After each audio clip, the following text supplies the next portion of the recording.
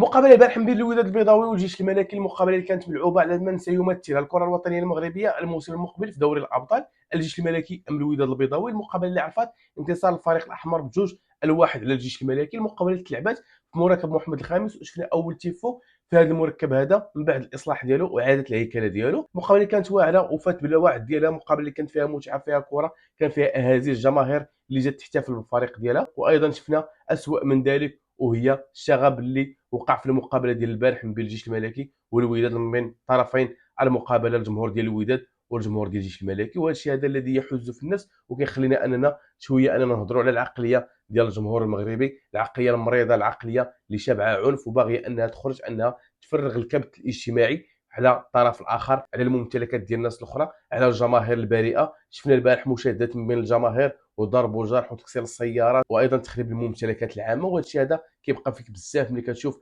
ضحايا اللي غيكونوا دراري صغار اقل من 17 18 سنه اللي غيدخلوا للحبس وغيطبق عليهم فصول قانونيه اللي مشدده بزاف.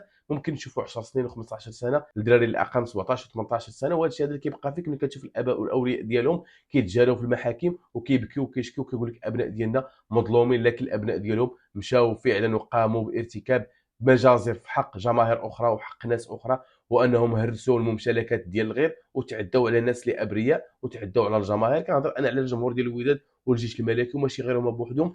بزاف ديال الجماهير المغربيه عندها نفس العقليه، عندها نفس الميول ديال العنف، وهذا الشيء هذا اللي خصو انه يتضرب بعصا من حديد. رغم ان هناك قانون قاسي على هذه النوعيه ديال الجماهير، الا اننا متفقين مع هذا القانون، لاننا ما بغيناش نشوفوا ناس اللي كيخرجوا وكيهرسوا لعباد الله الممتلكات ديالهم وكيتعدوا على عباد الله وكيخسروا وجه ديال عباد الله وكيتكرفسوا على عباد الله. لهذا غنشوفوا قانون صارم جدا على اي واحد طاولات الايادي ديالو على ممتلكات الغير ولا تعدى على شي واحد. وهذا الشيء اللي بغينا نشوفوه في جميع المقابلات في البطوله الوطنيه. خصنا نرتقاو شويه بالنسبه للجماهير، ترتقى شويه، لان هذا الشيء هذا راه صراحه كيضر بالكره وبالسمعه ديال الكره الوطنيه المغربيه، وكيضر ايضا بالجماهير ديال الفرق اللي بعيده على هذا الشيء هذا. رغم انك كتقول هذا الشيء هذا محسوب على الجماهير ديال الوداد والجيش الملكي، الا في اخر المطاف كتقول انه الجمهور ديال الوداد والجيش الملكي. رغم ان هناك ناس راقيين لا في الجمهور ديال الوداد لا في الجمهور الملكي، لكن هاد الدراري هادو، هاد البراش وهاد المراهقين كيخسروا السمعه ديال الجماهير المغربيه صراحه.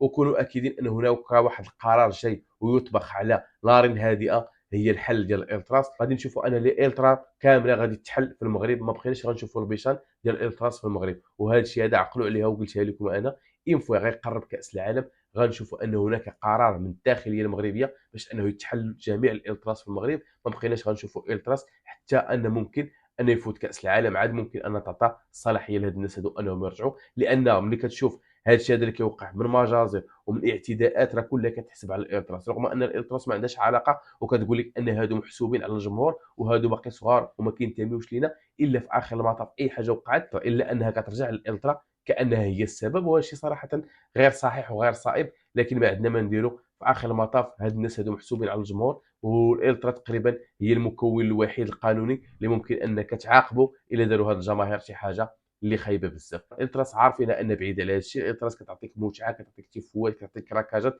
كتعطيك واحد الاجواء رائعه في المقابله. لكن التصرفات الصبيانيه ديال بعض المحسوبين كتخلي ان تضرب كل شيء، هذا الشيء هذا في الزيرو وترجع المسؤوليه للالتراس. كنتمنى اننا بحال هذا الشيء هذا ما بقيناش نشوفوه، لاننا بغينا نرتقيو شويه. الجمهور المغربي خصو انه يرتقي. كره القدم ما دارتش باش انك تهرس وباش انك تعتدي، كره القدم دارت باش انك تمشي تشجع الفريق ديالك، باش انك تصفق ليه الى ربح وانك تقول لي هارد لك الى خسر. لانها في اخر المطاف كتبقى كره القدم. ممكن انك تعاتب وممكن انك تخرج الصوت ديالك وممكن انك تقول ميساجات لانك عندك حريه تامه ديال التعبير، لكن باش انك تمشي تعتدي على الناس وانك تمشي تضرب شخص اخر ولا تهرس ليه طوموبيلته وتهرس ليه دارو، هذا كيتعتبر عمل اجرامي، عمل ديال البلطجه. وما بغيناش نشوفوا بحال هاد الناس هادو كيتمشاو معنا. لهذا كنتمنى ان تكون عندهم عقوبات مشدده باش ان هاد الماركه هذه ما بقاش نشوفوها في الملاعب المغربيه نهائيا.